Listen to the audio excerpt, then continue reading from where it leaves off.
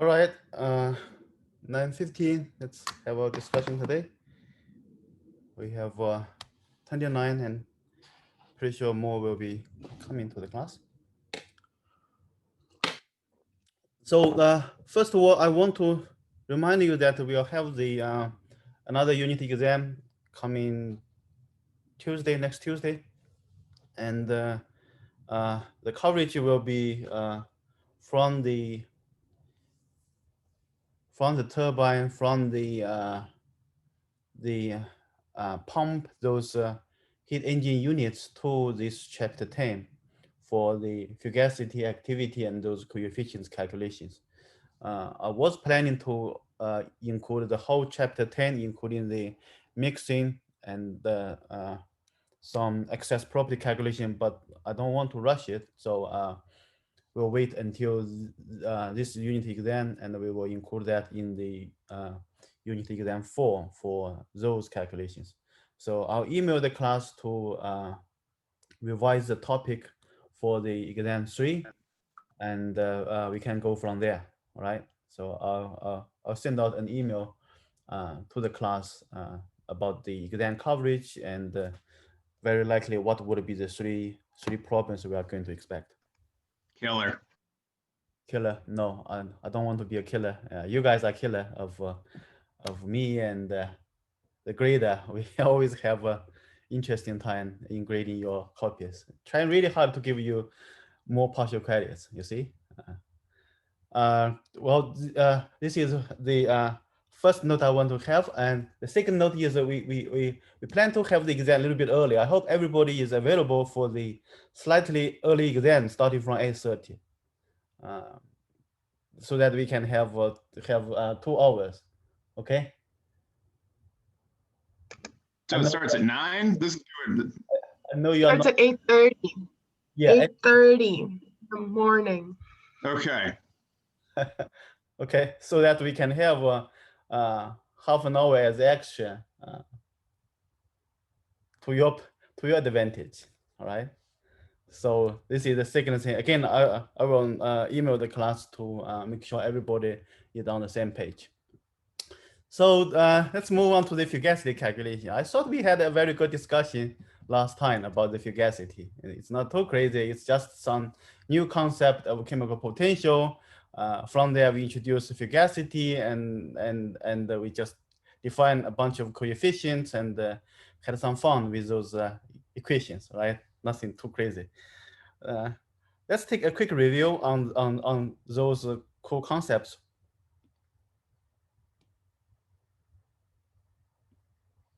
So here we define this chemical potential. We have 4 different definitions using the energy function to define the chemical potential. We have been using the equation of the partial derivative of chemical potential with respect to pressure would be partial molar volume. But I hope you also pay some attention over here. We did not have any extensive discussions over there. But here, this equation, the first equation, is very useful in terms of the steam table. For example, if you are doing something, trying to figure out the vapor water, liquid water, that first definition is super useful. Why? Because this is a partial molar Gibbs energy, right? So in terms of the units, it's kilojoule per mole, right? And if you think about the Gibbs energy, its G is defined as H minus Ts. And if you think about the enthalpy and entropy, they are coming from the steam table. And we saw examples in the previous exam that we should be able to use the steam table, and we can quickly receive the Gibbs energy. While you may want to pay attention that from the steam table, the units are kilojoule per kilogram. However, it's just a simple unit conversion so that we can easily convert that into kilojoule per mole. So if that is the case, then we realize that the steam table is the good reference for chemical potential really of water, right? So this is suggested by that definition. We'll come back on this equation when we discuss the examples or the old exams.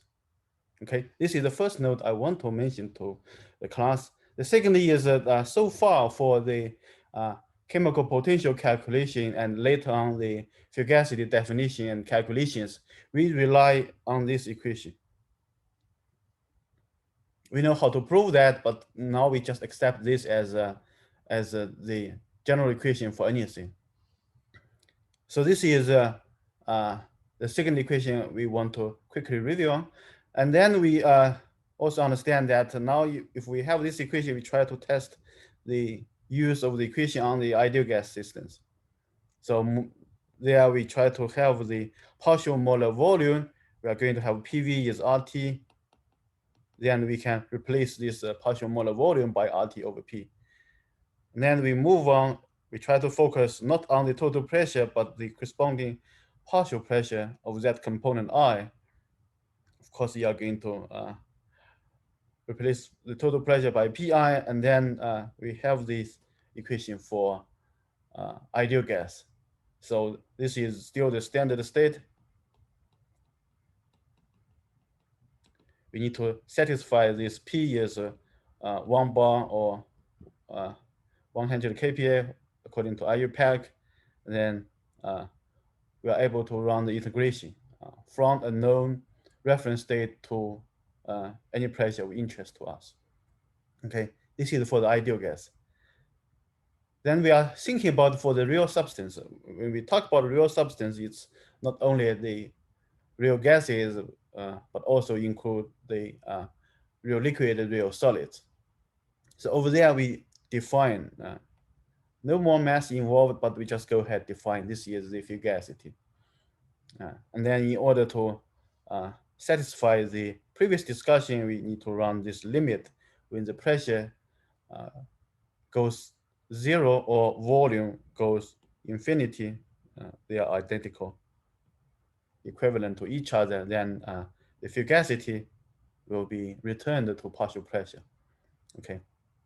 Over here, we also want to make sure that we understand that fugacity has the same unit of pressure. Okay. And along that direction, we define some fugacity coefficients, right? So this is the fugacity coefficient. This is Fi over Yi P total. And then we also define the activity. Again, this is the standard state. And then we try to connect the liquid phase to the vapor phase by defining this activity coefficient. Okay, so knowing one, we could easily have the other. All right. And then last lecture, we were mainly talking about the fugacity coefficient calculation.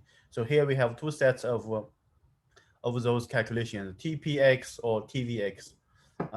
We did use some math tricky, say we are having T, P, V, and X, right? We were talking about that they are independent of each other. But I did not receive any question during last lecture when we talked about those maths. We see that if I have this dx over, let's say xi dp, or d log xi over dp, we quickly came to the conclusion that this is 0 because xi does not depend on pressure. However, we had a second equation. I believe this is dv over dp. For example, this is dv over dp. But over here, we moved on. We defined that we are going to use the compressibility factor z to simplify this partial derivative, right? So do you see the problem over here? We assume xi is independent of pvt, but pvt, they are depending on each other. Why? Yeah. Gas law, I mean, mathematically. No. Apparently not. There's no magic behind this, but this is our choice.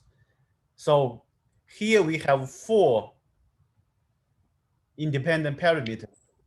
Too much, right? Very likely we are going to use 1 or 2 or 3. So this is why we make our choice that we try to specify that xi is independent of PVT. But PVT out of temperature, pressure, volume, most likely we only need 2 out of the 3. And because we have the equation of states, we can manipulate, we can simplify those PVT correlations. So this is why we are going to think they are depending on each other, and we are going to pick up the 1 or 2 for the future application.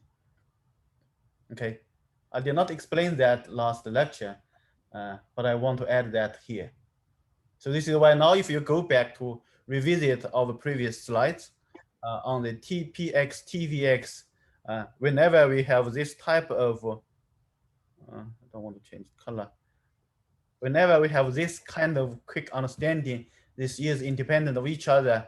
Now I hope that you realize that we did not assume this is also 0. And we try to understand they are depending on each other by the equation of states. Okay. So with that extra note, I think we shall be able to understand all the details from the set. So TPX is indeed the pristine or the general independent parameters for Gibbs integer, TPX. So this is why we start from the chemical potential, we move on to the fugacity, and then we try to use the fugacity coefficient. I explained that here we are also interested in using the fugacity coefficient. We are able to understand the deviation of the system from the ideal gas assumption simply by looking at the fugacity coefficient value. If this is decently close to 1, then the system should be quite close to the ideal gas region. Otherwise, it's real gas. We have to deal with a real gas system. Okay. So this is the first one. Then the TVX. We understand from the fourth derivative of the energy equations. This is indeed we need to use the Helmholtz energy to start our discussion. So this is why we're deriving this equation in our previous lecture. And then again, we move on and eventually we have this equation. Okay. So I left 1 or 2 slides for you guys to review how we are manipulating PV. Now is nRT because we need that n to satisfy n is the summation of the component. No, that's a bad one.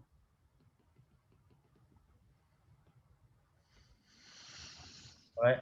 So this is why we are not using the specific volume, but we are using total volume for the calculation over there. Okay. So that would be the 2 equations we introduced. Now, if we come back and if we take a look at the fugacity calculation for gases, we have quite a few tools now. If this is a low pressure, then we can assume the ideal gas behavior, then the fugacity calculation would be simply PI, the partial pressure calculation, okay? If we are having the ideal mixture, not necessarily gas phases, could it be gas, could it be gas, it could be gas, liquid, or even solid.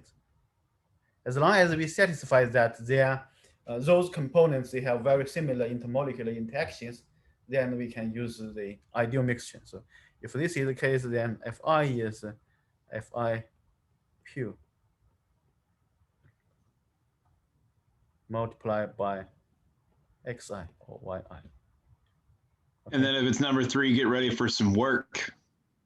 And then not yet done with the item 2. If we really try to identify this is the pure or mixture, we also had some small discussion of this head. Okay. So that is the item 2. Item 3, well, expect yourself for some work over there. Over there, we use TPX, TVX, and we move on. We plug in the available equation of state, and we simplify those terms. Okay, those would be the terms we need to simplify. Or previously, we Professor. Yeah. Someone asked, so in ideal gas, is the fugacity just equal to pressure? equals its corresponding partial pressure. Yes. Okay, thank you. But in a, okay, never mind. Sorry. All right. Do you have a question? Any question? No? Okay. So we also briefly discussed that why we don't have too many discussions on liquids and solids. So the quick answer is, well, if you have a system, say this is the liquid, this is a vapor, then you want to focus on the vapor calculation. If you are going to have a system of solid and vapor, again, you want to focus yourself on the vapor calculation. But what if we are going to have the liquid and solid, right? There's no vapor phase. So we need to have some discussion to figure out what is going on over there. Okay. So apparently we cannot, if this is the case for the liquid solid, we cannot utilize any ideal gas assumption over there. So what would be the choice? The choice here is for the TPX, TVX, we did not have any assumption whether this is gas or liquid or solid. So the item 3 shall be still valid for the calculation over there. Okay. So in the following slides, I want to quickly go over the potential calculation for the liquid and solids. So item 1, if we are going to have the saturated liquids or solids, so this is very similar to the diagram. If you think about the diagram we are having, what is the potential diagram? This is a TV diagram, right? When we are going to have the diagram for the saturation case, whether this is vapor liquid or liquid solid on those. So this is a tie line. And when we connect the tie line, then this is the saturation process. We are going to have the mixture of the two phases. And beyond that, we are going to have the pure phase or superheated or subcooled system, right? So let's try to take a look at, if I'm looking at the tie line for the saturated liquid or solid, what's going on. So if we think about this as a discussion, then when we are going to have the liquid and solid at saturate, we are still going to start with this equation. So for any calculation in this part, we always want to recall T alpha, T beta, P alpha, P beta. Then mu I alpha is mu I beta, or Fi alpha, then Fi beta. Okay, so that 3 would be the criteria, those equations we need to satisfy. So this is why when we are going to have the equilibrium, then we definitely will have this equation 4. So move on. If we are going to have the equation of 4, then if we know this corresponding fugacity, then we will know the liquid phase, right? So this will tell us that if we are going to have this liquid fugacity And if we are going to have this system quite close to the saturation pressure, which is the pi set of the liquid, then we try to accept the fact that the Fi of the liquid will only vary slightly with the pressure. So we are having this sort of the low pressure. This is near the saturation pressure case.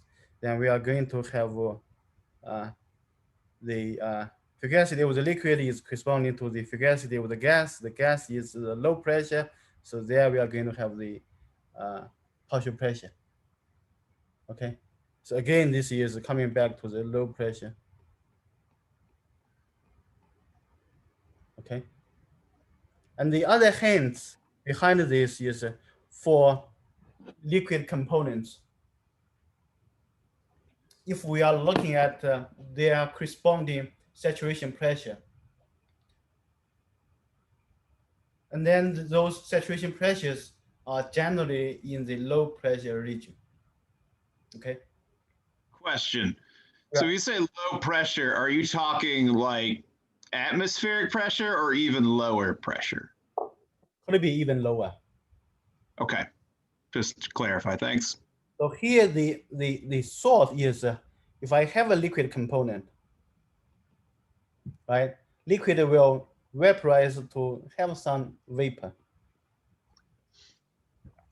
And if we don't manipulate, if we don't have any pump, if we don't have any external work to further compress the vapor, then that vapor pressure coming out of the saturation pressure of that liquid component I is normally a low pressure. Okay. So naturally, Gotcha. if you have the water like the tea I have over here, the saturation pressure over here should be a low pressure. If I have the alcohol, vodka or wine, then open the bottle, still the low pressure region. It's a different story when you have the soda, you shake it because the volume, the CO2 solubility is producing this relatively high pressure. But if you look at the natural vaporization process, any liquid will have a corresponding low saturation pressure. I think that is the understanding we try to have over here. So this is why for the calculations near the saturation pressure, we can safely assume those would be low pressure problems. Okay. What about if this is not? If this is not a low pressure or near the saturation pressure over here? Explode from the internal pressure of trying to calculate it. That's a good idea, Connor. So here, indeed, we try to separate this. So we try to look at the pressure. One is from 0. So this is P. Low pressure goes 0 to the P saturation pressure. So for that region, we can safely assume this is generally low pressure region. And then we try to go from the saturation pressure to the final interested high pressure over here. So now you can see that the path we can design, right? We can design the path. I hope this is in your blood now from thermal, that we are always able to design any path in order to calculate any state property or path functions. No, state functions, sorry. Right? So over here for the whole region of the high pressure, we are going to divide that into two different regions. One is we try to look at from 0 to the saturation pressure, and then we are going to calculate the fugacity change due to the pressure increase. Okay. So how do we calculate the pressure increase? Well, this is sort of the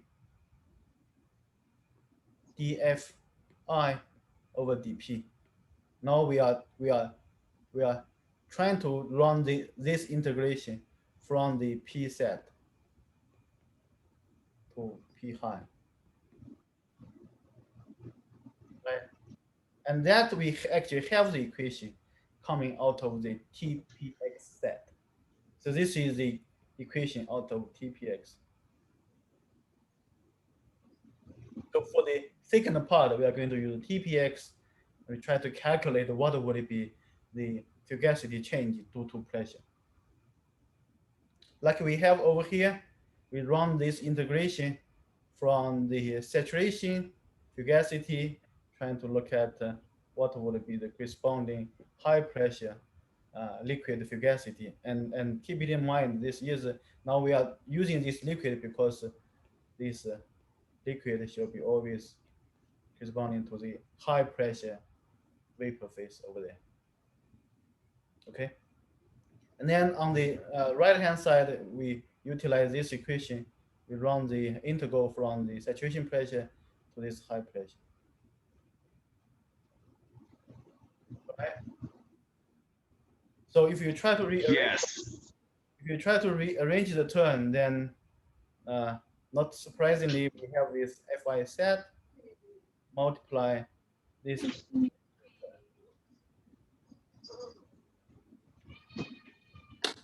We are running out of patience now. So for now, we just call this as some coefficient.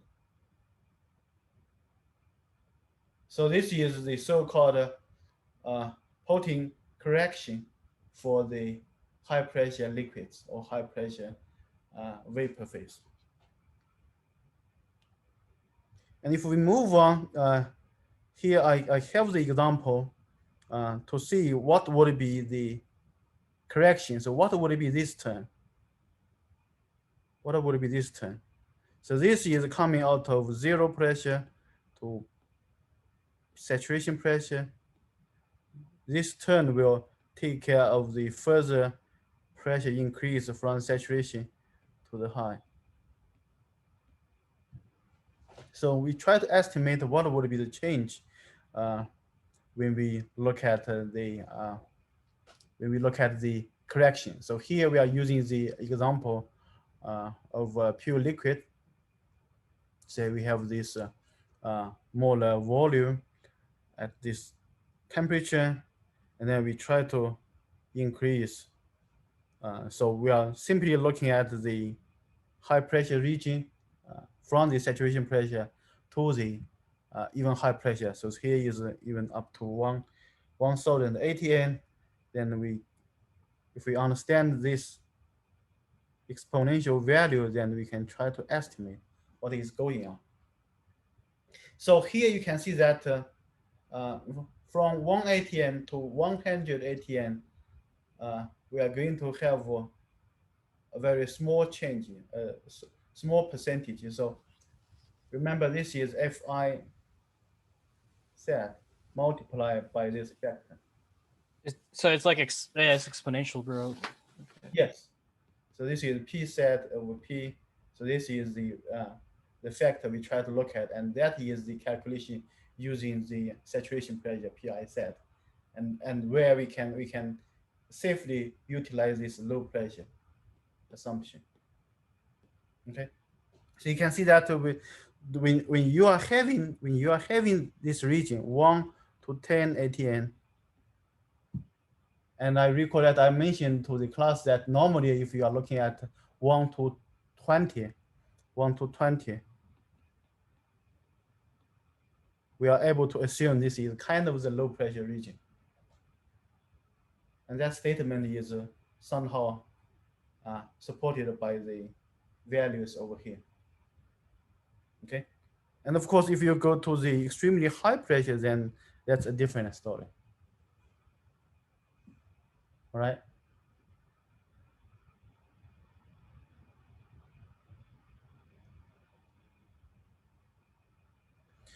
So by that 3 slides, I hope we finished the discussion. If unfortunately we have to deal with the liquid and solid and high pressure region, how do we estimate their fugacity? So the quick answer is we need to evaluate this exponential term. we need to separate the Fugacity calculation into two parts. One is we need to figure out the low pressure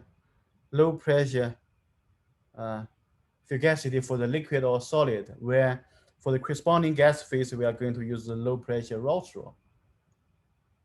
Then after that, we are going to estimate what would be this exponential term.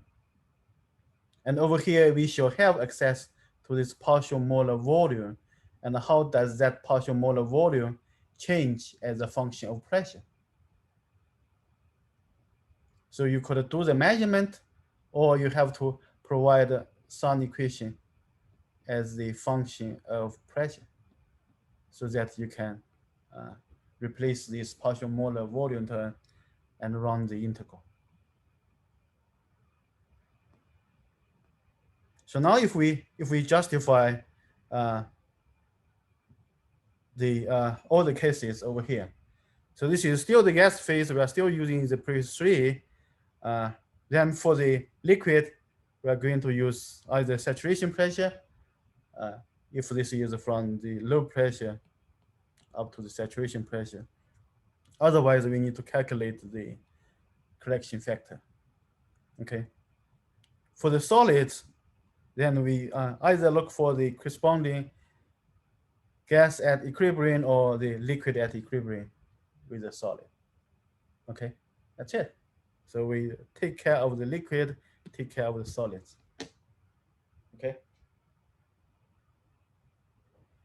Eventually, I would argue that for the industry, for our business, for the chemical engineering industry, we are more likely dealing with gas and liquids.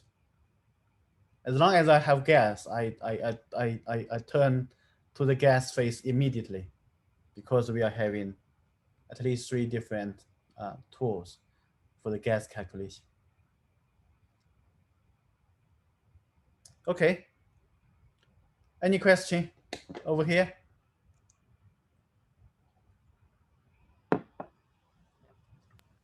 You can't ever have a situation where it's just solids, or can you?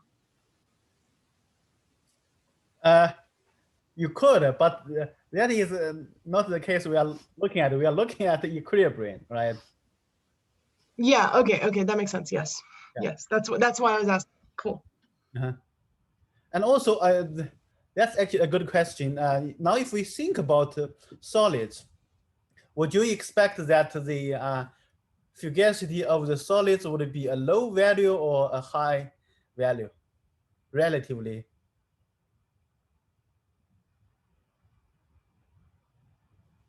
I want to say low. Why? Just seems right. The answer is right. Yes, it is a relatively low value, because if we think about the fugacity, it's the effective partial pressure, right? When you have a solid, the corresponding partial pressure, or we have this as the tendency of escaping from the previous phase should be very, very low, very unlikely. That makes a lot of sense. This is why when you look at solids or even liquids, normally you would expect this is a low fugacity value. Okay. So now let's move to the more interesting part. Let's take a look at what we had in the previous years. How many of you have studied these three examples? Not me. Expect. Oh, why do you, does that make you happy? Well, I'm expecting the answer. I just want to see if I have any surprise. Okay. No Well, surprise this morning. Oh, all right. So that's let's see, how do we move forward? I don't want to save this. Okay, I guess I open the other file. All the then. So the first example, we thought this is well, I actually forget which one we were talking about. Let me check the notes.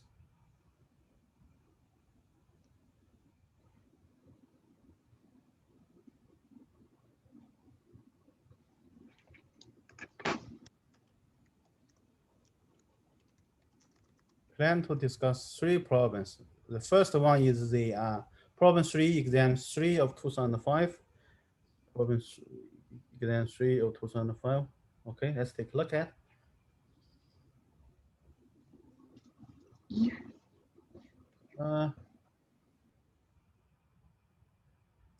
Are you able to see my iPad?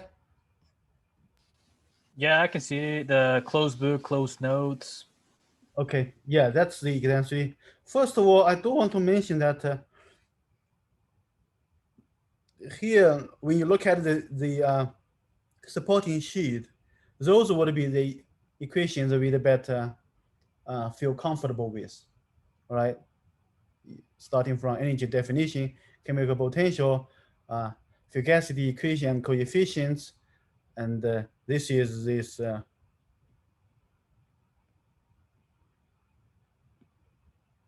this is the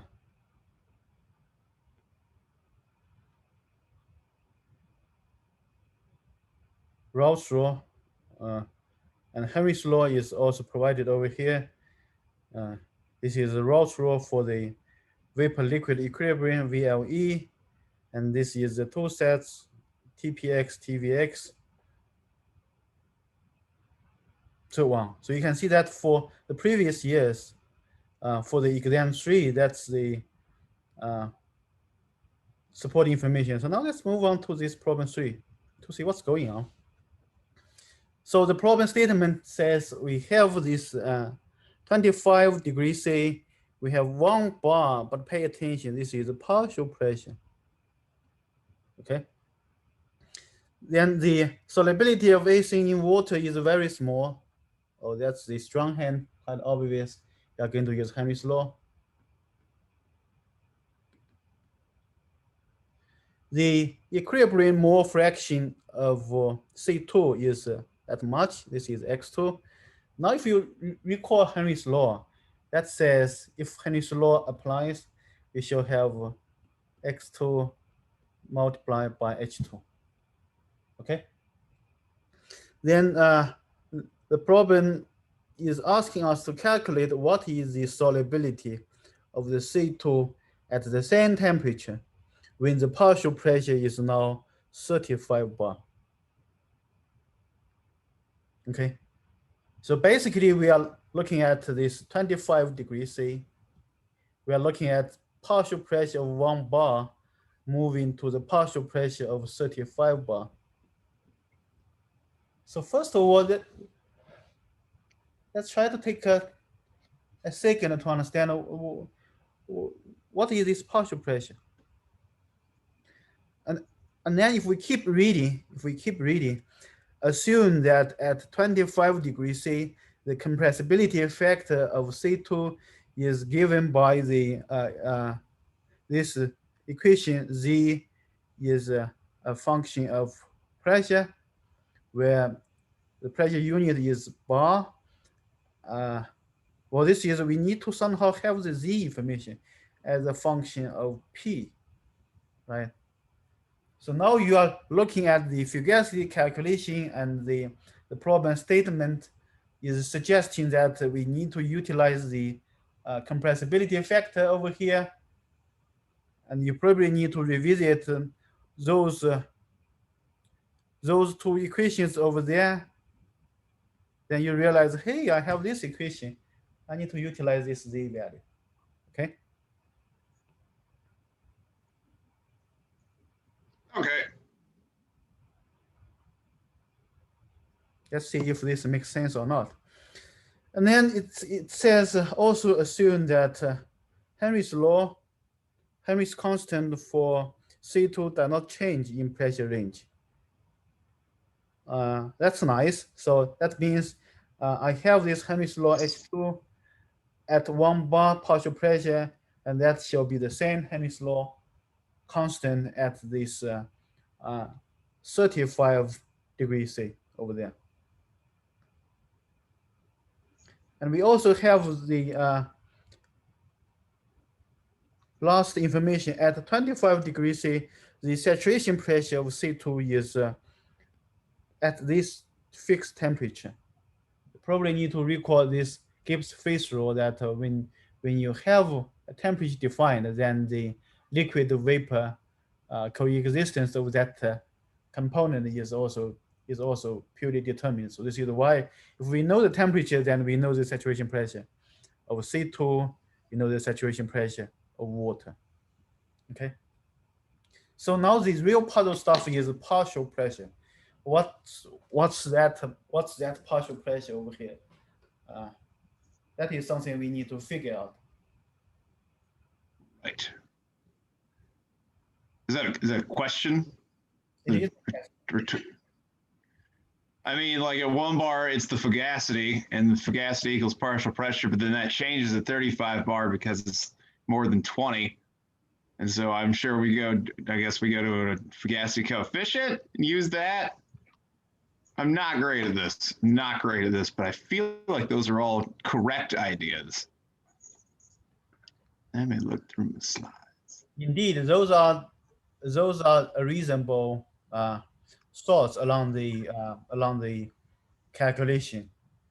On the other side, let's try to figure out the total pressure of the vapor would be coming out of the saturation pressure of C2 plus this saturation pressure of water, right? And when you look at that two value, the water saturation pressure is a few orders of magnitude smaller than C2.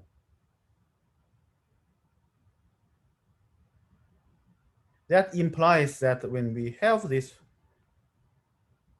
liquid and vapor, so the vapor phase is C2 plus water, but more likely we are going to have 9.9, maybe 9998% of contribution is coming out of C2.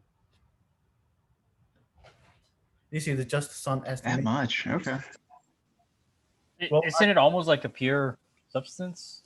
Yes, that is something we try to set up over here.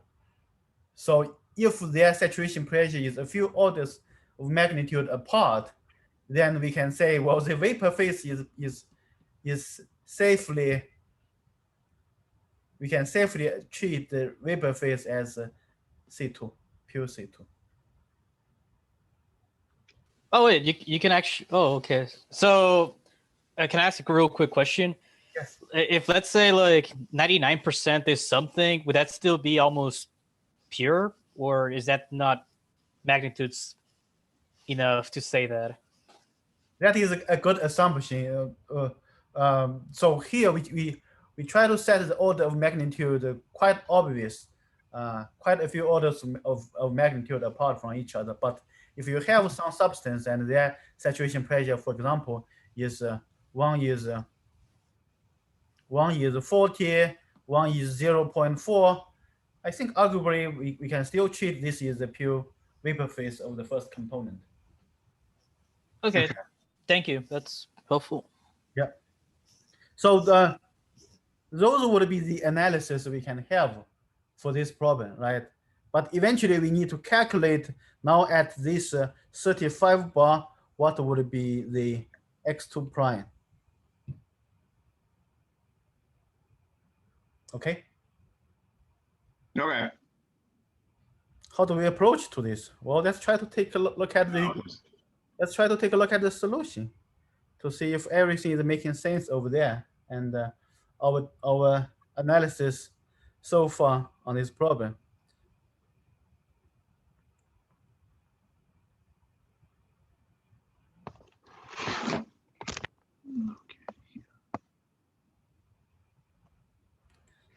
So here is the solution I have from that year.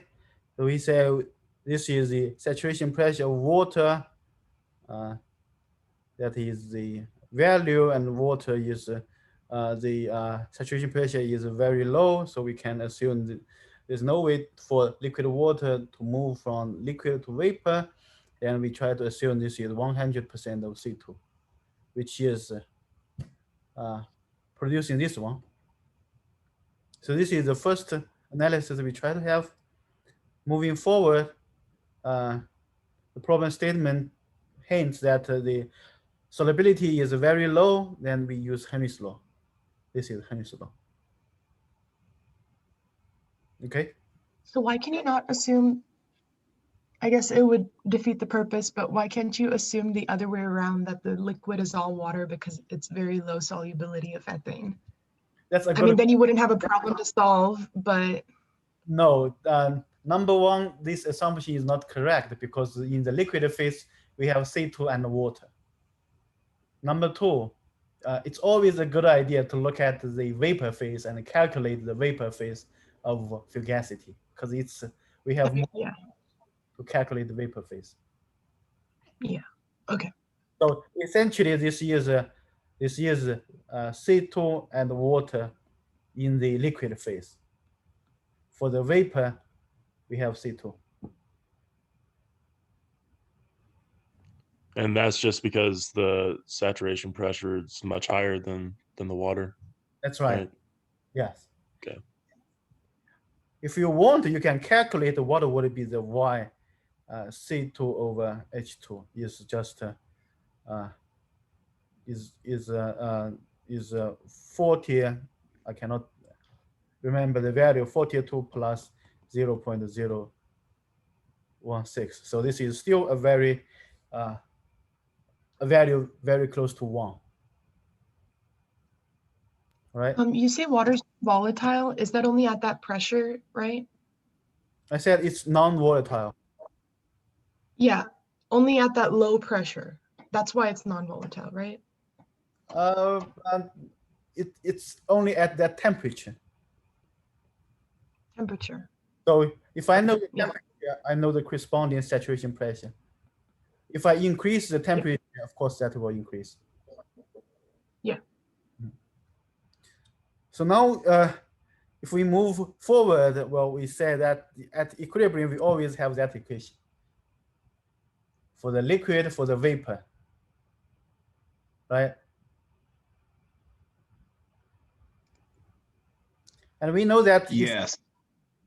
and we know that if this is P total is quite close to 1 bar, because if we want to run the exact calculation, it's 1 bar plus 0.032 bar. So it's still the low pressure region.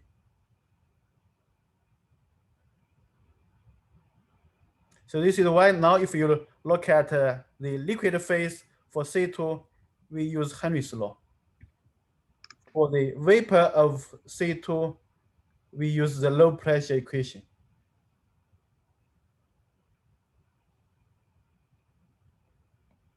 All right. I kind of get that. No, it's good. It's good. It's good because you are just listening to me. Everything is good. So if you've done your homework last night, it will be much better. So now if you try to think about the provided information, we know this is P total quite close to 1 bar. We know this is quite close to 1 for the pure vapor phase. Majority would be C2. We understand that at this 1 bar, what would be the solubility of C2, and we can calculate Henry's law constant. So this is 1. This is 1 bar of the total. This is provided by the problem. Over here, we calculate Henry's law constant.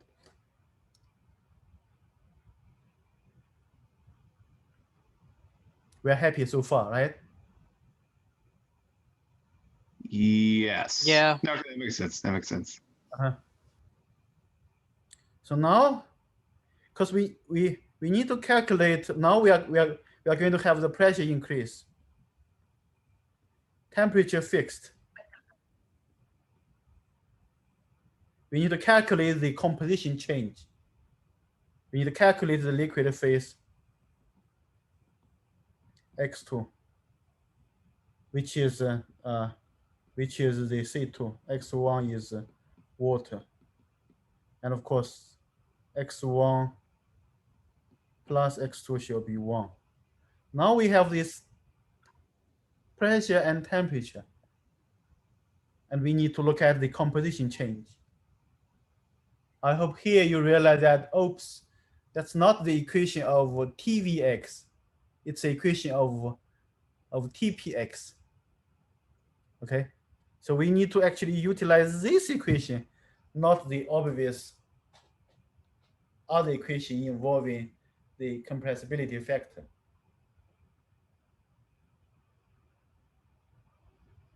Then if this is the case, Okay. we need to look at, well, I know Z, I need to really figure out how do we utilize this Z as a function of pressure provided by the problem statement.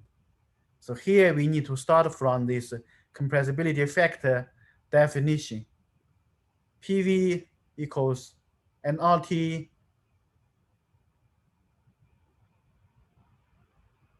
this is the Zi will be the PVI, the partial molar volume of that component I. Here is the component 2 of C2. Okay. And then we have this partial molar volume over RT is basically Z over P, compressibility factor divided by the pressure. All right. And we know Z as a function of pressure. So here you just plug in.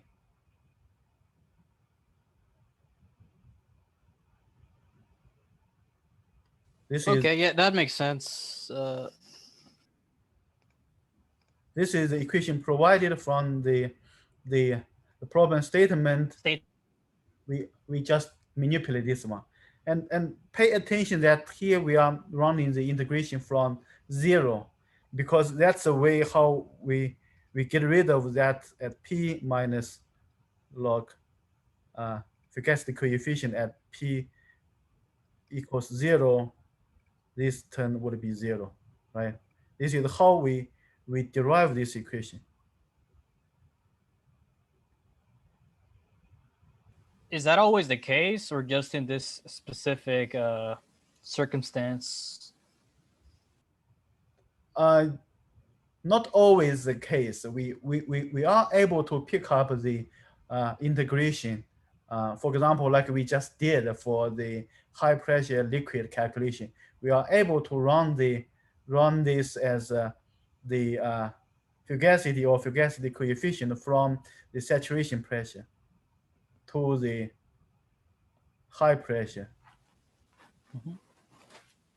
But you need to pay attention when you are going to change the integral, the initial and the final condition. Okay. So here, this is a purely integral calculation, right? So up to this case, we are going to receive, this is log C2 at that pressure. So this is at pressure equals to 35 bar. Okay. So by this calculation, we actually receive, this is a new fugacity coefficient at 25 degrees C, 35 bar. All right, what else?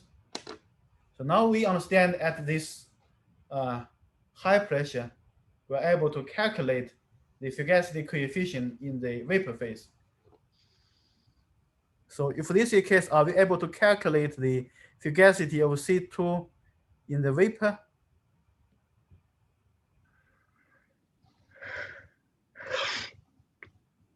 The answer is yes, because this fugacity coefficient is defined as Fi over Pi, right?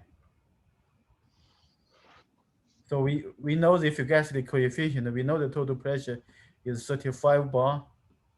We should be able to calculate that as the fugacity in the vapor phase. If we know the fugacity in the vapor phase, then the fugacity of component 2 in the liquid should be the same as the fugacity in the vapor. So now we know this new fugacity of the liquid phase. And the liquid phase, we are still going to use Henry's law, and the Henry's law constant does not change. We've solved that, so we have this new solubility.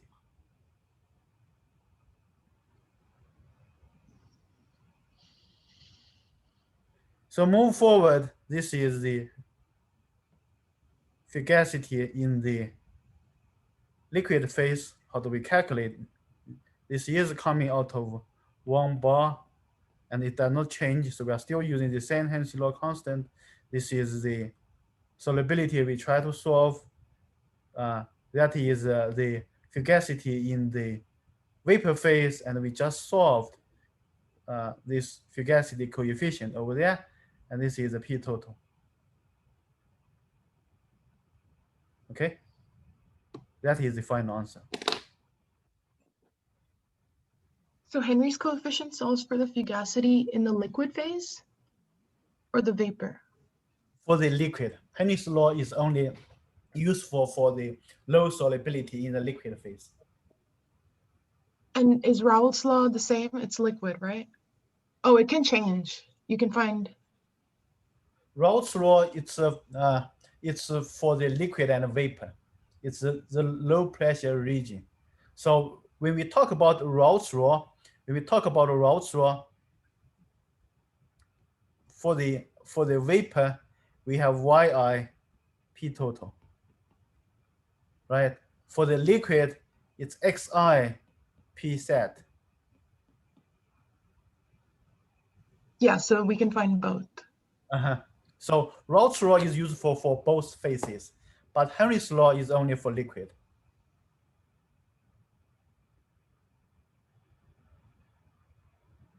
So you can see that we take some time to look at how we are going to utilize those terms. And indeed, if you don't want to have the assumption, you are still able to solve this problem, but this is much easier.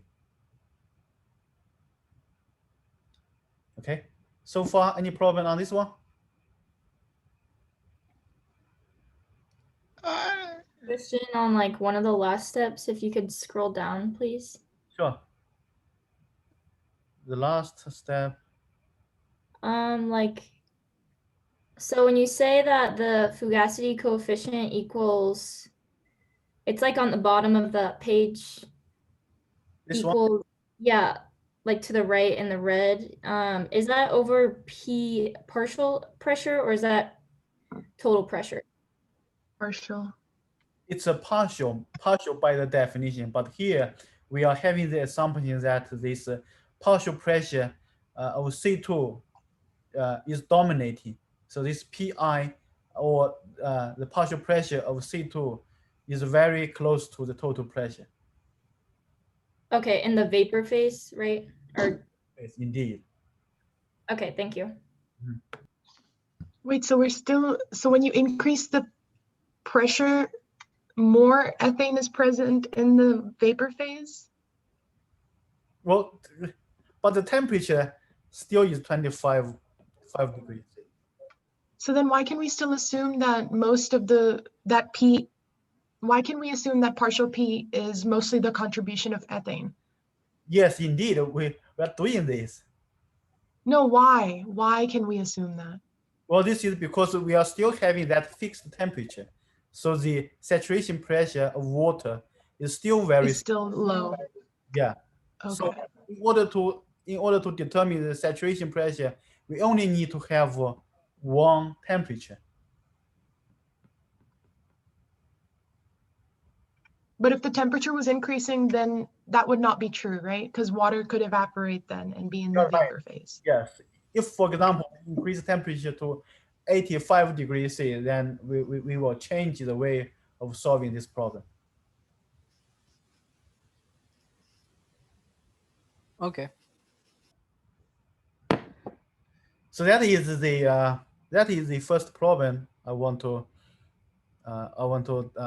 discuss with the class. Let's see what is the second one. We said we have this. Let's take a look at 2017. 17 exam 2 problem 3. 2000. 2017 equals 2. This one. Problem 3. Okay.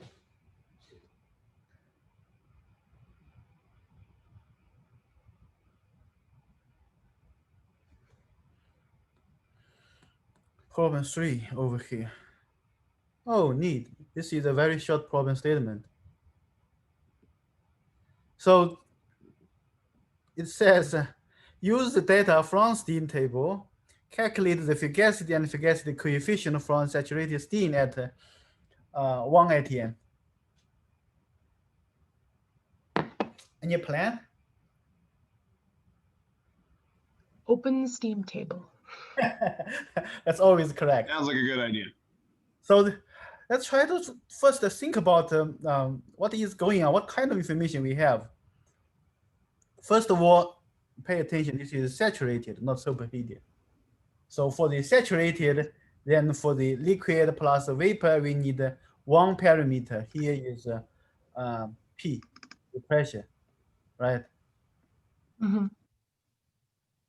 And we shall be able to read all sorts of values, H, S, volume, U, and also pay attention to the units. So for the energy, it's kilojoule per kilogram. Okay.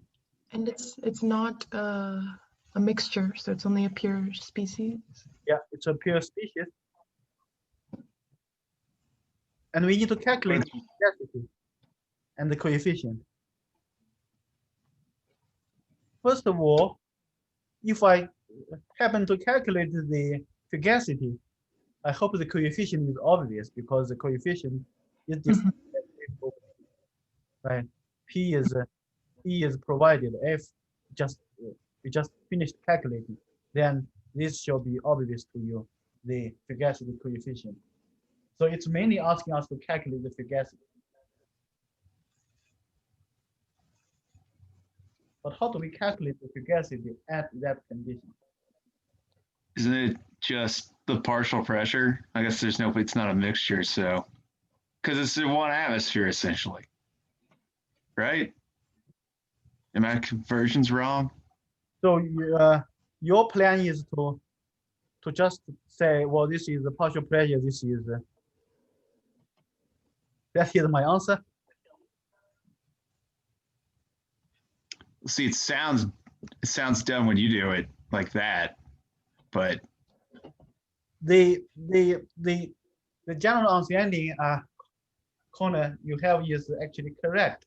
The final calculation of the fugacity should be quite close to this value. But we need to figure out and we need to somehow confirm that the final fugacity value is indeed quite close to this this pressure. So do we have to like? I was gonna. Do we somehow have to find the mole fractions of vapor and? No, there's no mole fractions. Damn it. Don't worry, I'm confused too.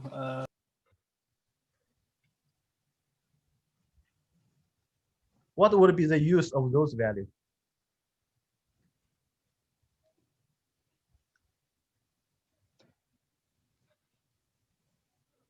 If I know H, if I know S, if I know the P, which is I know the T, are we able to receive G?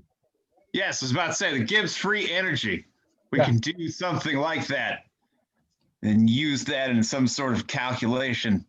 If I know the G, can we able to express this G as the unit of the Chemical potential. potential, which is chemical potential, which is connected to fugacity? Yes. Okay. On the other side, we probably need to recall that the equations we have is always involving integral, right? Right. There's no change. There's no change, but we probably need to define the starting from somewhere to this final. 0. 25 degrees Celsius to wherever the steam is. You're getting closer, but not zero. Zero is ideal. Of course, zero is much welcomed. But here in the steam table, we have this magic low pressure, 1 kPa. So somehow, if we have mu I, if we have d mu I, if we turn that into d log Fi, if we run the integral from this 1 kPa to this 101.33 kPa, then we may see a little bit more of the big picture. Okay, let's have the cheat sheet.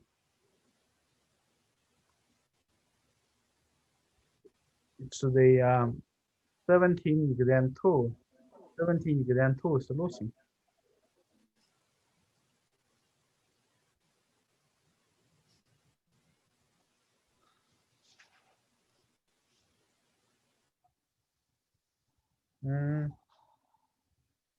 Waiting to open the file.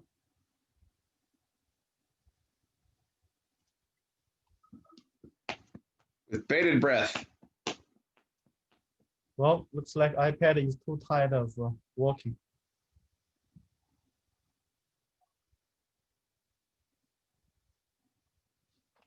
No. Okay, yeah. Yeah, I'm trying to share that again. So hold on. Oh wait, here's Snoopy. He loves everyone. Say hello to the good people, Snoopy. Okay. Okay, we are looking at the problem 2.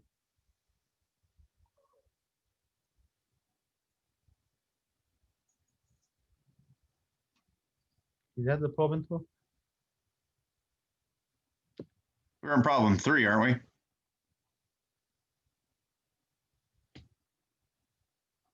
Yeah, we are on problem 3. Thank you. So here's I think I messed up the order of the file. So here is the starting of the problem 3. So we say in order to solve the problem, we need to realize we have the following equations. This is how we are going to connect one condition to the other, and we are going to connect the chemical potential to fugacity. So from the steam table, we are going to have this information. This is the pressure we are interested in, and again, this is the saturated steam. So knowing the pressure, we should know the corresponding temperature over here. So we have the enthalpy, we have the entropy. Pay attention to the unit over here. And I think I have to go backwards to the previous one. Yeah. And I have a note saying now we pick up the vapor. Since at equilibrium, the fugacity should be the same for the saturated vapor and liquid water. So for liquid and vapor, they should be identical. So now we try to focus on the vapor to calculate that problem. So if I read the enthalpy and entropy, the temperature from the 1 ATN, we know this is the saturated steam. So this is 100 degrees C. Now we know this is the Gibbs energy in the unit of kilojoule per kilogram. But in order to utilize this partial Gibbs energy, we need to convert that. That is the tricky part. Okay. We need to convert that, and after the conversion, it is directly the chemical potential of vapor water at that condition. So after the unit conversion, are the H and S values at 1 kPa or the 101 kPa? you mean the pressure? Yeah, Yes. that's where you got the H and S values from that pressure in the steam tables. That's right. You read the saturated steam table, and there you only need one parameter, and you look for 101.33 kPa, and that will lead you to the 100 degrees C steam condition, and you have the enthalpy and entropy. Okay, thank you. And we do vapor because vapor is the good phase to analyze, right? Yeah, you always Yeah. start with the vapor or any fugacity chemical potential calculation, because you know that after you figured out the vapor, that's the same answers for the equilibrium liquid phase. Because vapor, liquid.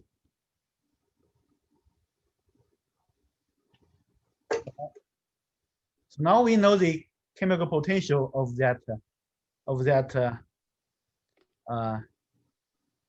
liquid or of that vapor phase over there. Now if we look at the equation, apologize again for messing up the order. And if we look at that equation, we need to have more condition in order to calculate eventually this one. We have this value, and we need to set up the equation with the reference condition. The temperature over here is 100 degrees C, and that is known at 1 bar 100 degrees C. And we need to figure out this one, so we need to have the reference state to set up the equation. This equation that you're writing all over, that's for an ideal gas, right? No, that's not for the ideal gas.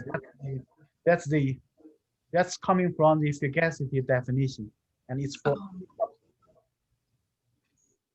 I have a question. Yep. Is the second term a standard state? It is. Okay.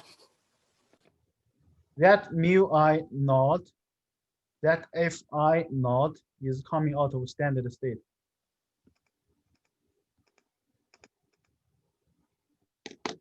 That is the choice we made. But in general, you can pick up any reference state, right? As long as you have their values. So over here, we are going to go back to the previous discussions of calculating the residual property. Very similarly, we are going to pick up the other condition. I'm going to pick up this as 100 degrees C, but 1 kPa. Okay. So you can see that the nice part of picking up this condition is this is the low pressure. And I know that Fi naught would be 1 kPa. Because for the low pressure, the fugacity should be the partial pressure of this 1 kPa. Oh yeah, someone asked a really good question. Are there standard state fugacities in any of the tables, or do we have to calculate them? We have to calculate. However, by picking up this low pressure, you try to avoid this calculation because this is low pressure. Then low pressure vapor fugacity is the pressure, right?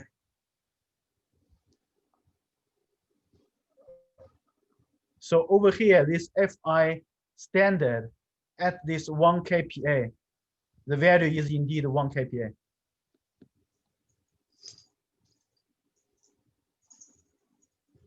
So now we have 3 values from the 4 unknown quantities. Then we only need to calculate at this 100 degrees C, 1 kPa, what would be the chemical potential? And that is the exactly same method of reading enthalpy and entropy and convert the unit to receive this value.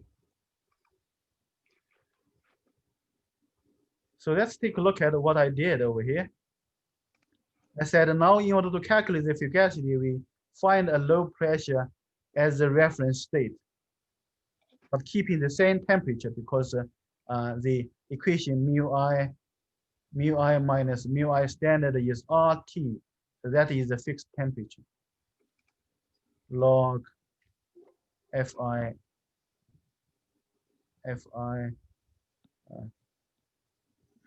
Shit.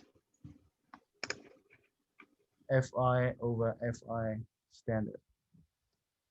So this is why we pick up this condition.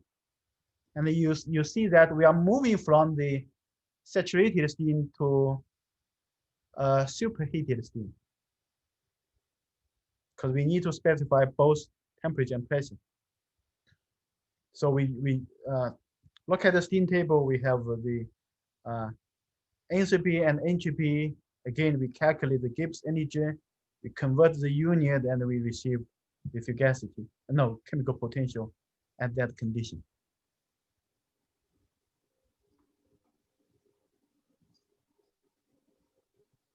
Need to switch the order. So now we put the four values together. We figure out this one. We also calculated this one. This is the value we try to figure out in the end. And that is just coming out of the low pressure vapor. The fugacity is the partial pressure, which is 1 kPa. Okay. So over here, we put the value together. This is the R, this is the temperature, this is the 1 kPa. Then we are able to receive the fugacity of water under this condition is 99.43 kPa. Coming back to Connor, your question, are we able to just write down this as 101? Can see they are quite close to each other, and they shall be, right? Because in the end, this is the low pressure region, but we want to calculate instead of just using the assumption. And once we know this fugacity, then moving forward, it's just take the ratio, and we know this is the fugacity coefficient. Again, it's quite close to 1, so this is why the system is within the neighborhood of ideal gas region.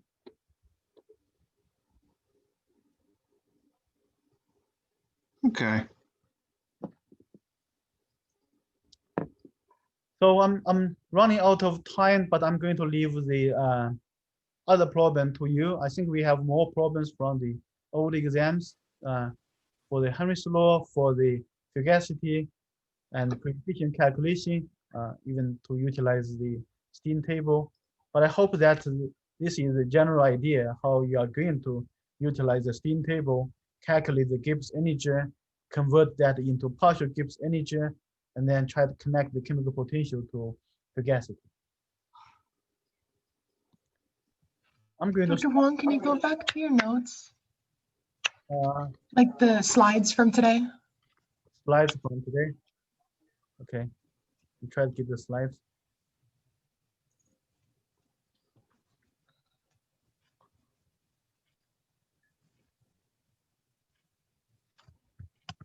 Right.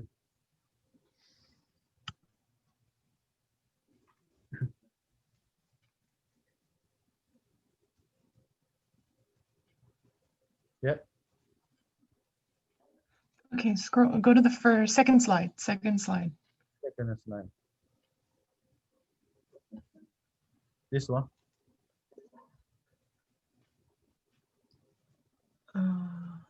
One more up. Huh? One more. No, down. Yes, okay, the bottom right. No. Go up. Go up. Okay. Slide number 2. You're on slide number 3 right now, so go in the opposite direction. Opposite direction. Yes, so this this is the same equation you were using on that problem right now, the U minus U standard.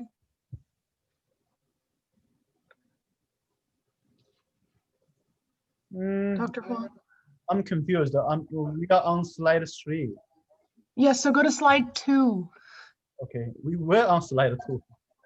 This is slide 2. I think it's lagging. The bottom, the equation on the bottom where you write the chemical potential equals chemical potential standard, plus RT ln of P I over P naught. Uh-huh. Isn't that the same equation you were just using in that problem? Not really. Here is the equation for the ideal gas, but what we just used was the Fugacity definition, but not necessarily the ideal gas equation. Oh, what's different about this? Just that you used fugacity Well, instead of partial pressure? the difference is the, the difference is for the general equation you are going to have this change the color. You're going to have this mu I minus would be mu I standard state plus RT log Fi of Fi standard state. And if this is the low pressure gas or this is ideal gas, then we can write down this as a PI. Okay. Write down this Okay. standard. But this is a more general equation. So you have Okay. Thank you. always start with this equation and try to simplify. Thank you.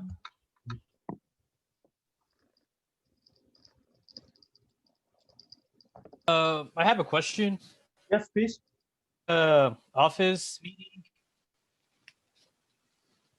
Would you have like a office meeting between here and This Tuesday? Like that? No, this afternoon I would have the office over, and I cannot hold the fixed office over the weekend. But if you do need to have some discussion, email me and let's try to figure it out. I have other schedules over the weekend, but I try to manage. Okay. Have our discussion if needed.